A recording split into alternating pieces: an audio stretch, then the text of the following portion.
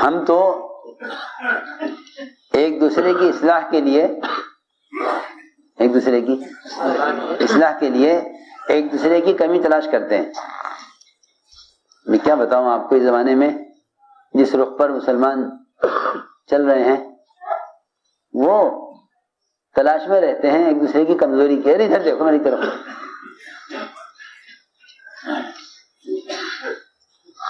ایک دوسرے کی کمی تلاش کرتے ہیں کہ ان کی کمی دیکھو، ان کی کمی دیکھ کر بتاؤ دوسروں کو. جی ہاں، تاکہ ہم اچھے بن جائیں یا برے بن جائیں. کیونکہ جو کسی مسلمان کو رسوا کرنے کا ارادہ کر لیتا ہے تو اللہ رب العزت اس کی ذلت کا ارادہ کر لیتے ہیں فوراً. جی ہاں فوراً ادھر یہ ارادہ کرے گا کسی مسلمان کو رسوا کرنے کا، ادھر اللہ ارادہ کر لیں گے جی ہاں اس مسلمان کو ذلت میں ڈالنے کا. اور جن کو ارادہ کیا رسوا کرنے کا، اللہ ان کو عزت دے دیں گے. لو سنو، وہ تو گناہ کر کے اللہ کے عاجز ہو جائیں گے، اور یہ اس کے گناہ کی لوگوں کو خبر کر کے یہ اللہ کی نظر میں ذلیل ہو جائے گا. ارے سنو تو صحیح. اسے میری بات یاد رکھنا سب کہ زنا کی خبر کرنے والا، زنا کی خبر کرنے والا 36 مرتبہ زنا کرنے والے سے زیادہ برا ہے. سمجھ میں آئی بات؟ زنا کی خبر کرنے والا، زنا کی خبر کرنے والا وہ جی ہاں جو ایک زنا کی خبر کر رہا ہے، جو ایک زنا کی خبر کر رہا ہے جا کے لوگوں میں کہ فلاں نے زنا کیا ہے، کیونکہ یہ تو ایک زنا کر رہا اور خبر کرنے والا 36 مرتبہ زنا کرنے سے زیادہ برا ہے. یہ پکی بات ہے. پہلا بیان ہے ابوبکر صدیق رضی اللہ تعالیٰ عنہ کا، پہلا بیان اسلام میں، خلافت میں پہلا بیان جب خلیفہ بنائے گئے اس میں ہے یہ کہ فرمایا کہ ایک لقمہ سود کا یہ 36 مرتبہ زنا کرنے سے زیادہ برا ہے. اور ایک مسلمان کو بے آبرو کرنا یا ایک مسلمان کو رسوا کرنا 36 مرتبہ زنا کرنے سے زیادہ برا ہے.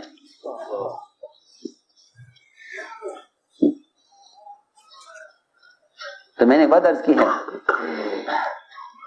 کہ ہم خوبیاں نہیں تلاش کرتے، خرابیاں تلاش کرتے ہیں لوگوں کی، تاکہ خرابیاں ملیں پھر ان سے خرابیوں میں ان کو پکڑے. جی ہاں اللہ تعالیٰ تو درگزر کر رہے.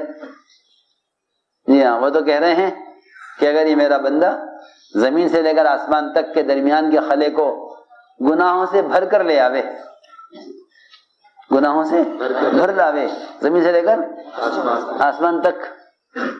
سنو غور سے بات، ہر گناہ ایک ذرے کی شکل میں ہو، ہر گناہ میں کچھ کہہ رہا ہوں، ہر گناہ ایک ذرے کی شکل میں ہو، ایک ذرہ، ان ذرات سے زمین سے لے کر آسمان تک اس درمیان کے خلے کو بھر دیا جائے، اور یہ میرے ساتھ کسی کو شریک نہ کریں تو مجھے اس کے ان گناہوں کی کثرت کی کوئی پرواہ نہیں ہے. اس کی گناہوں کی مجھے کوئی پرواہ نہیں ہے، اور میں اس کو جنت میں داخل کر کے رہوں گا. جی ہاں وہاں تو عفو کا درگزر کا یہ معاملہ ہے.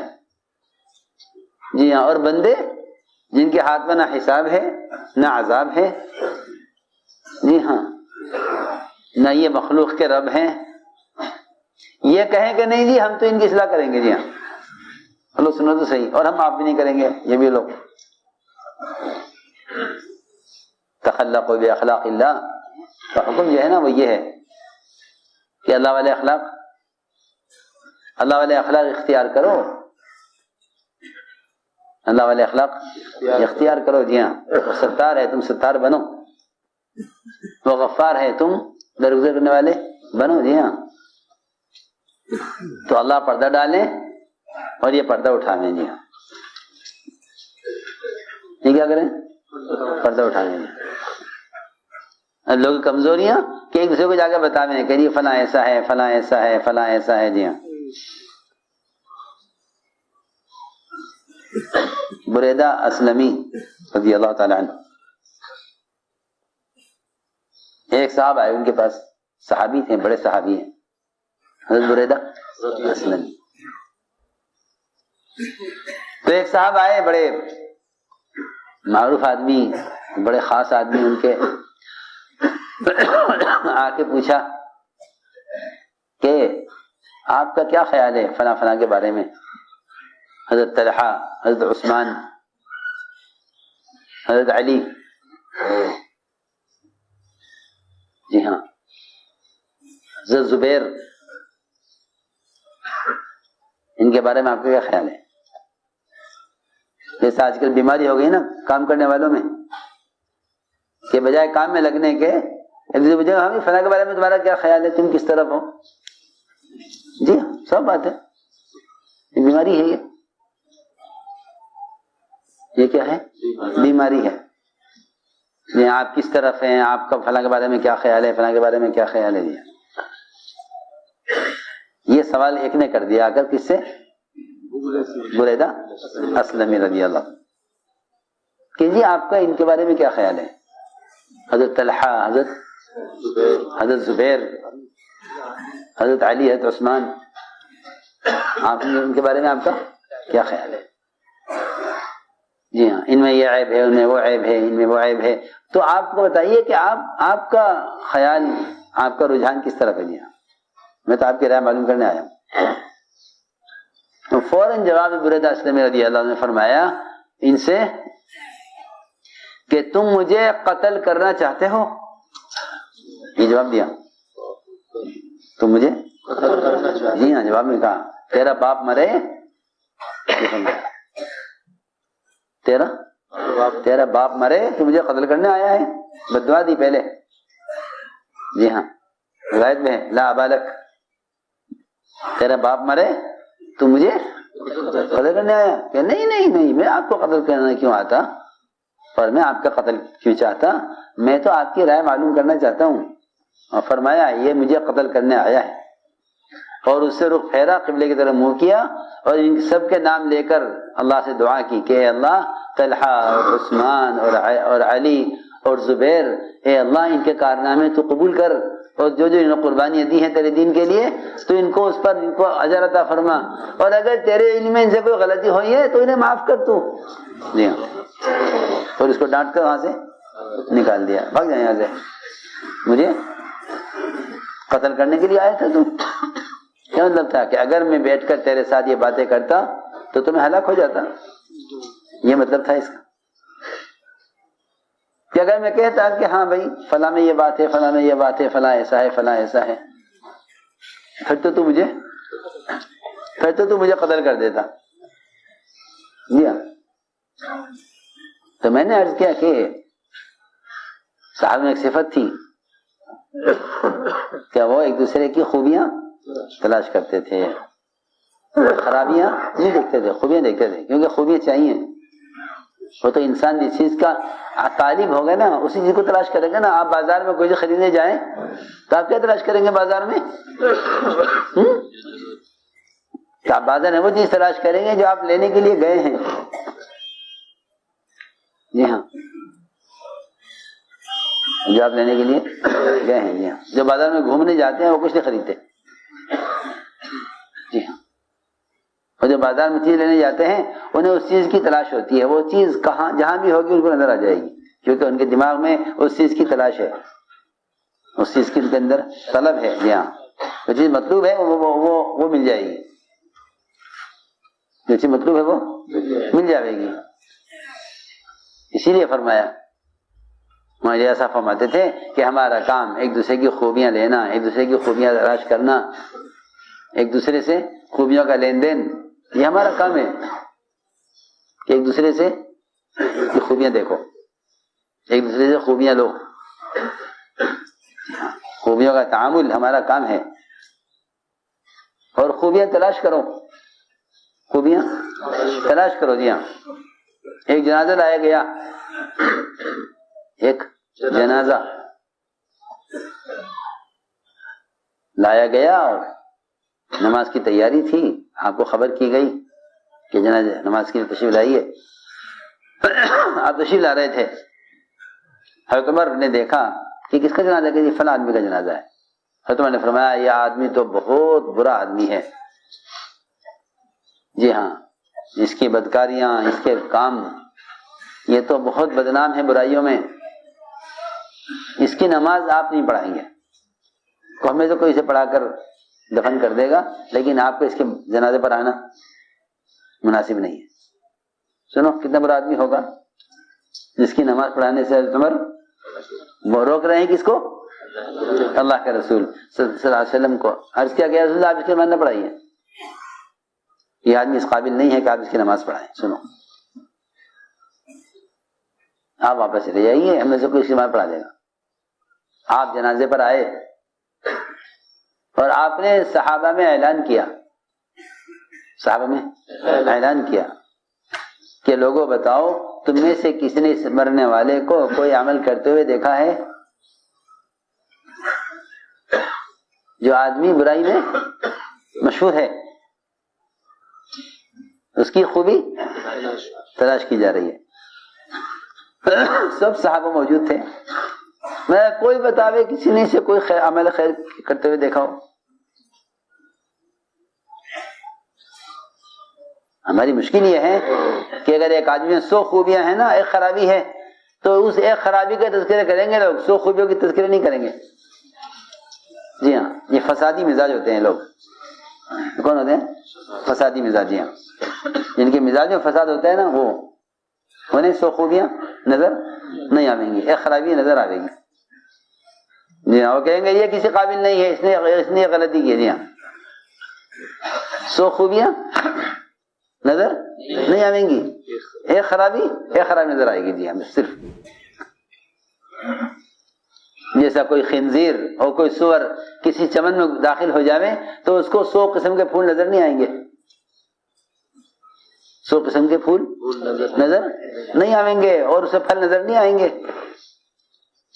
جی ہاں، وہ تو تلاش کرے گا گندگی کہیں ہے یا نہیں، کیونکہ وہ خنزیر ہے. سیدھی بات ہے. وہ کیا ہے؟ وہ خنزیر ہے، سور ہے. اسے کیا چاہیے؟ گندگی چاہیے. جی ہاں، وہ تلاش کرے گا، وہ تلاش کرے گا. اسے اس سے کوئی مطلب نہیں ہے کہ اس چمن میں کون کون سے پھل ہیں، کون کون سے پھول ہیں، کہاں سے رس چوسوں، کیونکہ وہ تو شہد کی مکھی نہیں ہے نا جس کو شہد بنانا ہو انسانوں کے نفع کے لیے، شفا کے لیے. وہ تو کہیں گے وہ تو کس چیز کی تلاش میں ہے. یہ سب سیدھی بات ہے. یعنی ذہنیت ہی گندی ہے. اسے کیا تلاش کرنا ہے؟ گندگی، اور ملے گی اس کو. جی ہاں، کیا آپ جانتے ہیں کہ درختوں کی جڑوں میں کھاد دی جاتی ہے؟ کیا دی جاتی ہے؟ کھاد. جی ہاں، ایسا ہی ہے نا. جتنی گندی کھاد اتنی قیمتی ہوتی ہے، یہ بھی آپ شاید جانتے ہوں گے. کھاد جتنی گندی اتنی قیمتی. ہاں جی ہاں، گوبر کی کھاد اچھی کھاد سمجھی جاتی ہے، وہ دی جاتی ہے جڑوں میں درختوں کی. جی ہاں، کہ جتنا یقینی ہے کہ درختوں کی جڑوں میں کھاد ہو، کہ اسی طرح ضروری ہے کہ انسانوں کے اندر خرابیاں بھی ہوں گی. جی ہاں، تم خرابیاں ہٹاؤ، خوبیاں دیکھو. خوبیاں اوپر ہوں گی، خرابیاں اندر ہوں گی چھپی ہوئی. کہ بھائی کھاد نظر آتی ہے درختوں پر؟ ارے بولو تو صحیح کچھ کہ درختوں کھاد دیے تو پھلوں پر اور پھولوں پر کھاد نظر آتی ہے نا. کھاد تو نیچے جڑ میں دی جاتی ہے. کھاد کہاں دی جاتی ہے؟ نیچے جڑوں میں. جی ہاں، اور اوپر جی ہاں پھل ہوتے ہیں، پھول ہوتے ہیں. تو اس کو میں نے عرض کیا تھا کہ اس کو خرابی مل جائے گی سور کو، کیونکہ وہ گندگی کی تلاش میں ہے. جی ہاں، یہ آج کل لوگوں کا مزاج بن گیا ہے کہ وہ ہر وقت ہمیں لگے رہتے ہیں کسی کی کوئی خرابی ملے تاکہ لوگوں کو بتاؤں کہ فلاں ایسا ہے تاکہ یہ برا ہو جائے میں اچھا ہو جاؤں. جی ہاں یہ کوشش ہے. تو آپ نے اعلان کیا صحابہ میں کہ اس مرنے والے نے کو کسی نے کوئی عمل خیر کرتے ہوئے دیکھا ہے؟ اعلان ہوا تو ایک صاحب کھڑے عرض کیا کہ ہاں یا رسول اللہ اس مرنے والے نے ایک مرتبہ صرف اللہ کے راستے میں ایک رات پہرا دیا ہے. جی ہاں نماز کا، ذکر کا، تلاوت کا، بیان تقریر کا، جہاد کا، قتال کا کوئی عمل نہیں. پہرا کیا دیا ہے؟ پہرا دیا ہے ایک رات، نگرانی. وہ انتظامی لائن کی چیز ہے. اس کی یہ انتظامی لائن کی چیز ہے نا پہرا. آپ نے فرمایا جو آنکھ اللہ کے راستے میں ایک مرتبہ بھی صرف پہرا دینے میں جاگی ہے وہ آنکھ جہنم کی آگ نہیں دیکھے گی. یہ بتائی فضیلت تاکہ اتنے برے آدمی اس کی قدر معلوم ہو انہیں. جی ہاں اس لیے کسی مسلمان کو اب رسوا کرنا یا کسی مسلمان کو حقیر جاننا کہ یہ آدمی کو بڑی خیر سے محروم کر دیتا ہے، اسلام سے محروم کر دیتا ہے. کس سے؟ جی اسلام سے محروم کر دیتا ہے. اسامہ رضی اللہ تعالیٰ عنہ نہ تو عرب نہ گورے نہ عربوں کی طرح اونچی ناک کھڑی نہیں، بہت بد شکل، چپٹی ناک، چیچک کے داغ چہرے پر، کالا رنگ، اجنبی آدمی. جی ہاں نہ اپنے قبیلے کے، نہ اپنے خاندان کے، نہ اپنی قوم کے. سنو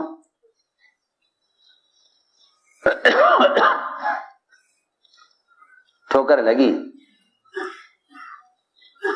گھر کی چوکھٹ سے گرے اور پیشانی پر زخم آ گیا، خون بہنے لگا. چھوٹے تھے، ادھر ناک بہ رہی تھی، ادھر ناک بہ رہی تھی، ادھر زخم سے خون بہ رہا تھا. آپ نے اے عائشہ اے عائشہ اس کی ناک صاف کر دے، اس کا زخم صاف کر دے. حضرت عائشہ کہتی ہیں کہ مجھے بہت ہی کراہیت ہوئی، بہت ہی گھن آئی کہ اس کی ناک صاف کیسے کروں میں اور اس کا خون کیسے صاف کروں. مجھے کیا آئی؟ گھن آنے لگی اور مجھے کراہیت ہوئی اور میں اس کام کے لیے نہیں اٹھی. آپ نے دیکھ لیا کہ عائشہ کو اسامہ کی ناک صاف کرنے اور اس کے خون کو صاف کرنے سے گھن ہو رہی ہے.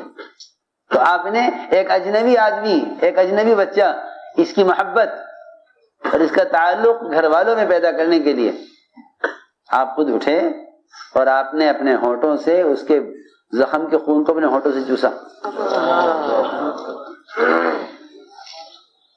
بڑی بات ہے. اپنے ہونٹوں سے آپ نے، کپڑے سے نہیں، اپنے ہونٹوں سے. عائشہ جس کو تم اپنے ہاتھ سے صاف نہیں کر سکتی ہم اس کو اپنے ہونٹوں سے صاف کر کے دکھاتے ہیں. یہ کیا آپ نے تاکہ معلوم ہو کہ ایک باہر سے آنے والے اور ایک اجنبی آدمی کا ہمارے یہاں کیا مقام ہے. تو ان کے منہ سے آپ، ان کے اپنے منہ سے آپ ان کے زخم سے خون چوستے تھے اور باہر کلی کرتے تھے، خون چوستے تھے باہر کلی کرتے تھے. یہاں تو ان کا زخم صاف ہو گیا. تاشے دیکھ رہے ہیں کہ جو کام میں کپڑے سے ہاتھ سے نہیں کر سکتی تھی وہ آپ کسے کر رہے؟ اپنے ہونٹوں سے کر رہے. کہ نہیں اس کے یہ دیکھ منظر دیکھنے کے بعد پھر میرے دل سے اسامہ کے بارے میں جو کراہیت تھی وہ ختم ہو گئی.